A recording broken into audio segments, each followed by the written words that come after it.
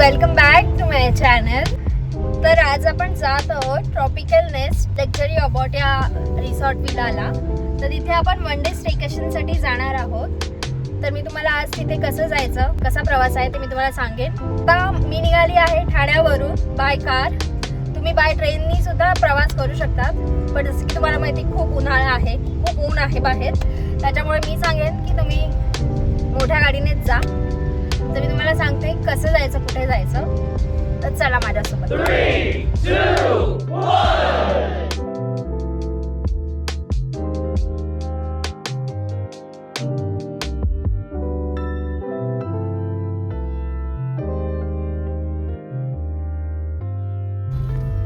Guys, घोडबंदरला खूप traffic आहे आणि आता आपण घोडबंदर रोडवरती आहोत आणि इथे खरंच खूप ट्रॅफिक आहे. आणि आता दुपारचे वाजले आहेत 3:30 वाजता ही परिस्थिती आहे. तर तुम्ही विचार करा. आणि फक्त घोडबंदरलाच नाही तर पुढे गायमुखला सुद्धा एवढीच ट्रॅफिक आहे.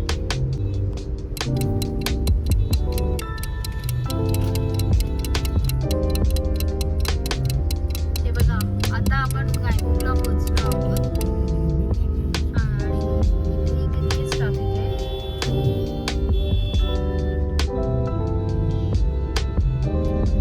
हे मोठे ट्रक.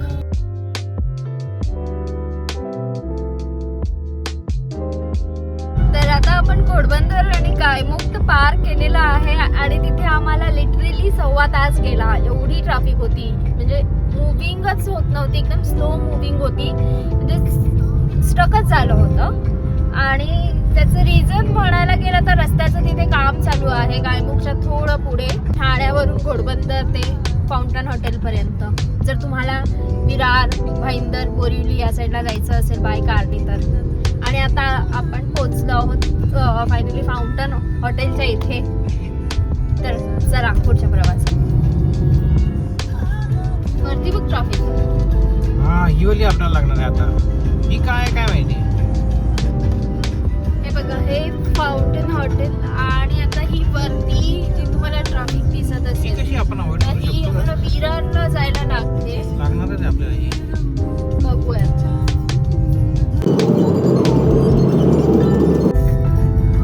हे बघा, आता इथे परत आपल्याला वरती ब्रिज वरती ट्रॅफिक, भयंकर ट्रॅफिक लागली आहे.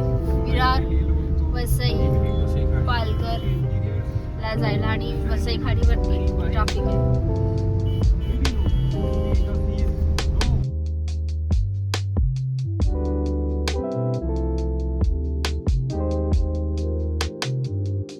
गायमुखची ट्रॅफिक सुटली, पण आता वसई क्रीक, वसई खाडीवरती जी ट्रॅफिक लागली आहे ना ती ह्याच्यापेक्षा खूपच हॉरेबल आहे. म्हणजे इथे आम्ही लिटरली 1.25 तास झाला थांबलो आहे.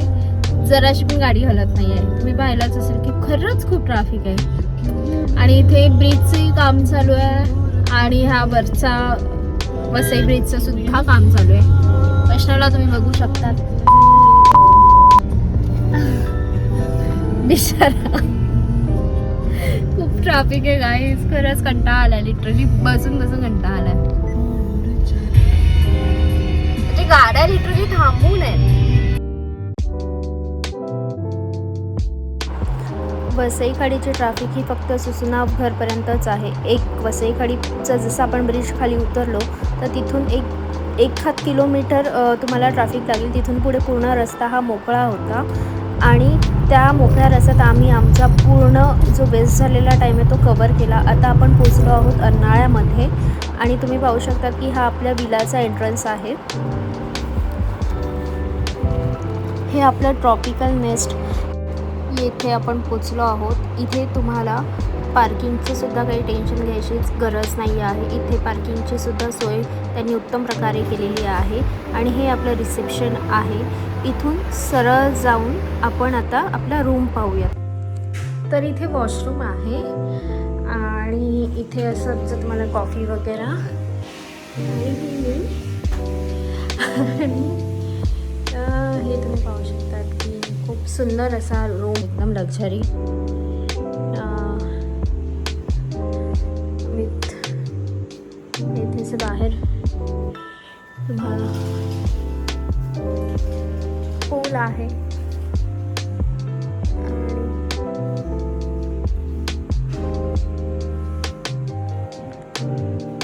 AC रूम आहे, खूप सुंदर. वन डे पिकनिकसाठी हे खरंच खूप छान स्पॉट आहे. इथे तुम्हाला 8 रूम आणि प्रायव्हेट पूल मिळेल. इथे तुम्ही तुमच्या फॅमिलीसोबत सुद्धा एन्जॉय करू शकतात. इथे आम्ही 5-6 कपल मिळून आलो आहोत वन डे स्टेकेशनसाठी. खूप छान एकदम लक्झरी फील देणारं आहे.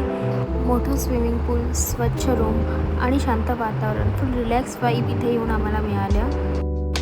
जर तुम्ही सुद्धा प्लॅन करत आहात वन डे पिकनिकसाठी तर मी तुम्हाला नक्की रिकमेंड करेल या विलाला तुम्ही नक्की भेट द्या. आम्हीसुद्धा खूप मजा मस्ती इथे केली आणि हे पाहू शकतात मॉर्निंगचं व्ह्यू. एकदम सुंदर शांत असं वातावरण आहे. तिथे ब्रेकफास्टचा टेबल लावला होता आणि हा आमचा व्ह्यू. हां, तुम्हाला अर्नाळा बीचसुद्धा इथून एकदम अगदी जवळ आहे. तुम्ही तिथे मॉर्निंग वॉकलासुद्धा जाऊ शकतात किंवा तुम्ही इव्हिनिंगचा सनसेटसुद्धा एन्जॉय करू शकतात. इथलं फूडसुद्धा खूप छान आहे. आमच्या पॅकेजमध्ये लंच, डिनर आणि सकाळचा ब्रेकफास्ट इन्क्लूड होता. यांचं फूड आणि क्वालिटी एकदम खूप भन्नाट आहे. तुम्हाला नक्की आवडेल. तर मी तुम्हाला नक्की रिकमेंड करेन की तुम्ही या विलाला येऊन नक्की भेट द्या. जर तुम्हाला एका दिवसासाठी रिलॅक्स व्हायचं असेल तर तुम्ही नक्की कपल या विलाला येऊन भेट देऊ शकतात. हे एकदम बेस्ट ऑप्शन आहे. जर तुम्हाला माझा व्हिडिओ आवडला असेल तर माझ्या चॅनलला शेअर, सबस्क्राईब आणि लाईक करायला विसरू नका आणि नक्की या विलाला भेट द्या. भेटूयात नवीन ब्लॉगमध्ये. Thanks for watching.